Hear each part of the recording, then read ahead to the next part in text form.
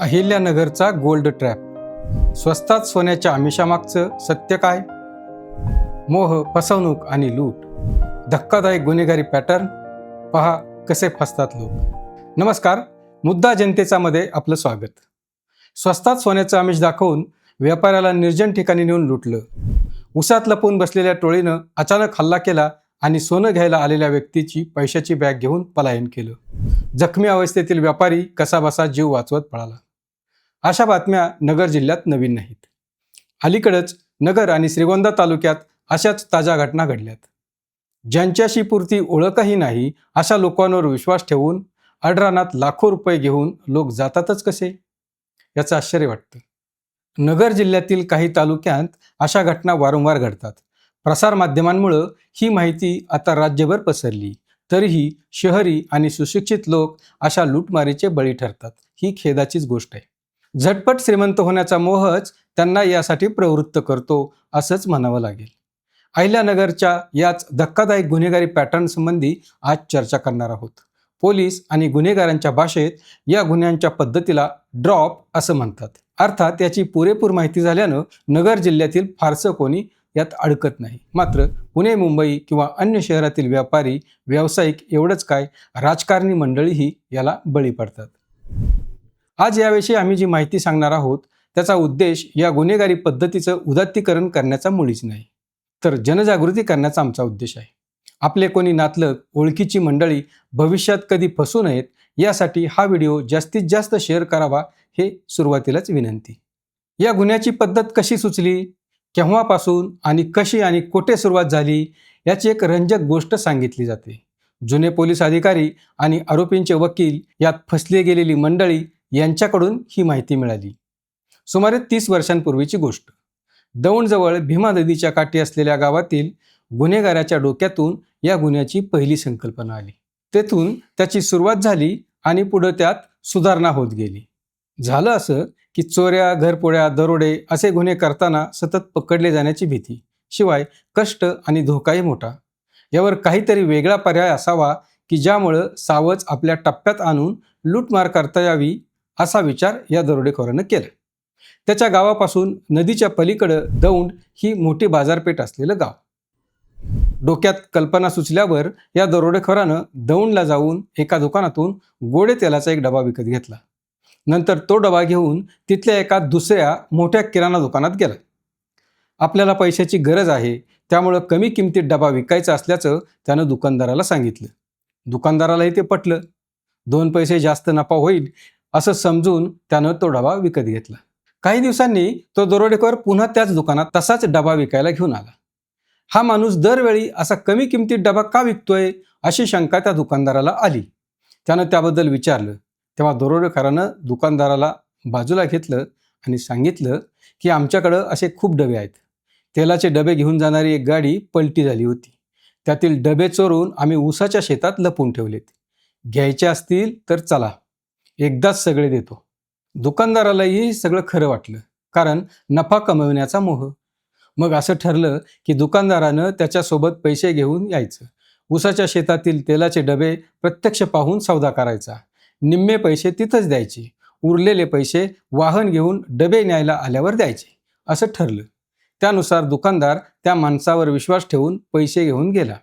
जेव्हा ते शेतात गेले तेव्हा तिथं लपून बसलेल्या साथीदारांनी हल्ला केला. दुकानदाराकडील पैसे हिसकावून त्याला मारहाण केली आणि तेथून पळून लावलं. हा पहिला गुन्हा मानला जातो. त्यानंतर मग यात सुधारणा होत गेली. तेलाचा डबा ही थोडी अवजड वस्तू होती, शिवाय तुलनेत कमी पैसे आणि मर्यादित सावज असणारी गोष्ट होती. त्यामुळं पुढे त्याची जागा सोन्यानं घेतली. नगर आणि दौंडच्या सीमेवर यशस्वी झालेल्या या पहिल्या प्रयोगाची माहिती गुन्हेगारी क्षेत्रात पसरण्यास फारसा वेळ लागला नाही. त्यामुळं या भागात अशी फसवणूक करणाऱ्या टोळ्या तयार झाल्या. जसजशा अडचणी येत गेल्या तशी तशी त्यात सुधारणा होत गेली. नगर जिल्ह्यातील पारनेर, श्रीगोंदे, कोपरगाव, पाथर्डी या तालुक्यापर्यंत याचा विस्तार झाला. सुरुवातीला नगर आणि परिसरातील सावज हेरून त्यांना फसवलं जात असे. मात्र पुढं या भागात अशा गुन्ह्यांची नागरिकांना माहिती झाली. त्यामुळं चोरांनी आपला मोर्चा नगरबाहेर पुणे, मुंबई, नाशिकपर्यंत वळविला. त्यांनी दाखविलेल्या आमिषाला बळी पडून लोक येत गेले. या टोळ्या आणि त्यांचे दलाल राज्यभर सावज हेरून सोनं खरेदीसाठी इथं आणत. सोनं देणं तर दूरच, सोबतचा ऐवज गमावण्याबरोबरच भरपूर मार मात्र त्यांच्या नशिबी येतो. आमच्याकडं गुप्तधन सापडलं आहे, ते गुपचूप विकायचंय. आमच्याकडं जुनी सोन्याची नाणी आहेत, ती स्वस्तात विकायचीत. आमच्याकडं चोरीचं दरोड्यातील सोनं आहे, ते विकायचंय, असं आमिष या टोळ्या दाखवितात. भटक्या आदिवासी समाजातील व्यक्तींवर व्यापारी सहजासहजी विश्वास ठेवत नाहीत. त्यामुळं या टोळ्यांनी हुशारीनं अन्य समाजातील दलालही नियुक्त केल्याचं आढळून येतं. त्यांच्यामार्फत तसंच श्रीमंतांच्या घरात नोकर, वाहन चालक म्हणून काम करणाऱ्यांच्या मार्फत विश्वास संपादन करण्याचं काम केलं जातं. काही वेळा तर खरोखरच पडलेल्या दरोड्यांचाही यासाठी वापर केल्याचं आढळून येतं. वृत्तपत्रात आलेल्या दरोड्यांच्या बातमीचं कात्रण घेऊन जायचं. या दरोड्यातील सोनं आमच्याकडं आहे हे सांगून विश्वास संपादन करायचा. तर कधी गुप्तधनासंबंधी आलेल्या बातम्यांचाही असा वापर केल्याची उदाहरणं आहेत. लोक सहजासहजी विश्वास ठेवणार नाहीत, त्यामुळं सुरुवातीला थोडं खरं सोनं दाखवायचं. ते त्यांच्याकडेच ठेवून घ्या, सराफांकडून तपासून घ्या, विश्वास पटला तर या, असं सांगितलं जायचं. अर्थात ते सोनं खरंच असतं, त्यामुळं ज्यांच्या मनात मोह आहे ती मंडळी विश्वास ठेवायचीच. त्यानंतर पुढची तयारी. मग या सावजाला पैसे घेऊन निर्जन ठिकाणी बोलवायचं. चोरीचा मामला असल्यानं व्यवहार गुप्तपणे झाला पाहिजे, पोलीस मागावर आहेत असं सांगून येताना एखाद दुसरा साथीदारच घेऊन यायला सांगितलं जातं. सावजाला ऐनवेळी ठिकाण कळवितात.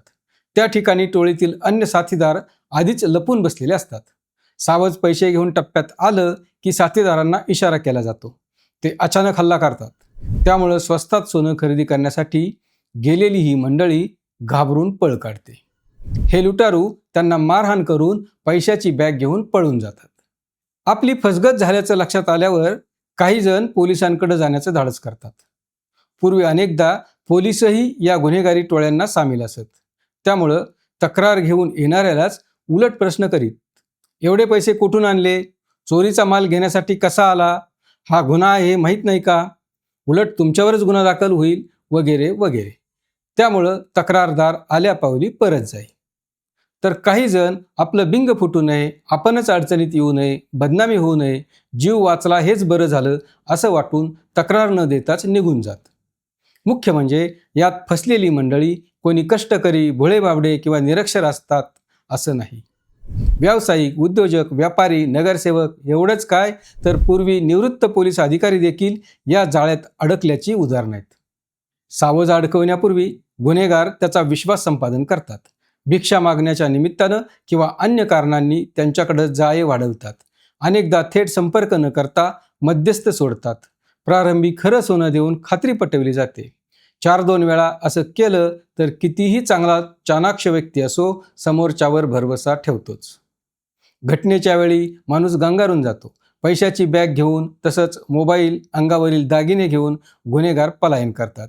अशा वेळी मदतीलाही कुणी येत नाही. उलट तुम्ही या फंदात का पडला म्हणून त्यांचीच हेटाळणी होते. काही प्रकरणात आरोपींनी नकली दागिने देऊन फसवले. काही टोळ्यांनी कपबशीचे बारीक तुकडे पोत्यात भरून ठेवले. त्यात चांदीची नाणी आहेत असं भासवत त्यांचा आवाज करून दाखविला की कपबशीच्या तुकड्यांचा आवाज चांदीच्या नाण्यांप्रमाणे भासला आणि सावज जाळ्यात अडकलं. हे गुन्हे केवळ पुरुषच करीत नाहीत, तर यात महिला, मुलं आणि वृद्ध देखील सहभागी असतात. सुरुवातीच्या काळात फारशी मारहाण करण्याची पद्धत नव्हती. सावज आल्यावर पोलीस आल्याचा बहाणा केला जाई. शिट्ट्या वाजवून घबराट निर्माण केली जाई. त्यामुळं सावज गडबडून पळ काढत. पुढं सावध झालेली काही मंडळी व्यवहार करण्यासाठी येताना सोबत हत्यार किंवा सशक्त व्यक्ती घेऊन येत.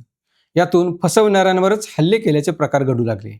त्यामुळं या टोळ्यांनीही आपली पद्धत बदलून सुरुवातीलाच अचानक हल्ला करण्याची पद्धत सुरू केली. ना नकली सोनं द्यायचं, ना आणखी काही संवाद, थेट हल्ला करून लूटमार करायची, अशीच पद्धत पुढं रूढ झाली. हा ड्रॉप यशस्वी झाला तर त्याची वाटणी ठरलेली असते. मूळ गुन्हेगार, नंतर मध्यस्थ, त्यानंतर प्रकरण मिटवणारा असे वाटेकरी यात असतात. पोलिसांच्या आश्रयानंच ड्रॉप फोपावले असा आरोप होऊन पोलिसांची CID चौकशी देखील झाली होती. फिर्यादीलाच जेव्हा पोलीस अटक करू लागले तेव्हा लुटले जाऊन देखील फिर्याद द्यायला पुढे येण्याचं प्रमाण कमी झालं. दरोड्यांच्या तुलनेत ड्रॉपमध्ये यशाची हमी अधिक, भरपूर मलिदा, सुरक्षितता व गुन्ह्याची तीव्रता कमी करणारी यंत्रणा यामुळं गुन्हेगारांचं फावत गेलं. 2 लाख रुपयांपासून ते 50 लाख रुपयांपर्यंतचे ड्रॉप झाले आहेत. यात आरोपी अटकेचं आणि त्यांना शिक्षा होण्याचं प्रमाणही कमीच आहे. काही प्रामाणिक पोलीस अधिकाऱ्यांनी घेतलेल्या भूमिकेमुळं मध्यंतरी हे ड्रॉप थंडावले होते. असे गुन्हे घडू नयेत यासाठी केवळ पोलिसांची ठोस भूमिका पुरेशी नाही. अचानक धनलाभाचा हव्यास असणारे सावध जोपर्यंत आहेत तोपर्यंत हे प्रकार होणारच. मुख्य म्हणजे चोरीचा माल किंवा गुप्तधन खरेदी करणं हाही गुन्हाच असल्यानं हव्यासापोटी तो घेण्यासाठी येणाऱ्यांवरही कारवाई होण्याची गरज आहे. एक लक्षात घ्या, तुम्हाला इथं स्वस्तात सोनं मिळायला अहिल्यानगर ही काही सोन्याची खाण नाही. दरोडे इथे पडतात, चोऱ्या इथे होतात. त्यातील मुद्देमाल विकण्याची गुन्हेगारांची वेगळी पद्धत आहे. असं कोणी आडरानात बोलावून सोनं तेही कमी किमतीत कसं विकेल? आणि जरी विकत असले तरी त्याचा मोह बाळगणं म्हणजेच फसवणूक करून घेणं, सोबत जीवालाही धोका. कोणी जर असं आमिष दाखवायला आलं तर अनेकदा विचार करा. अशा बतावणीवर विश्वास न ठेवता आपला व्यवसाय प्रामाणिकपणे करून सावध राहणं हाच यावरील उपाय आहे. हा व्हिडिओ आपल्याला कसा वाटला यावर आपलं मत काय आहे आम्हाला कॉमेंट करून जरूर कळवा. अशाच महत्त्वपूर्ण माहितीसाठी आपल्याला भेडसावत असलेल्या मुद्द्यांवरील चर्चा ऐकण्यासाठी पाहत रहा मुद्दा जनतेचा, फक्त आय लव्ह नगरवर.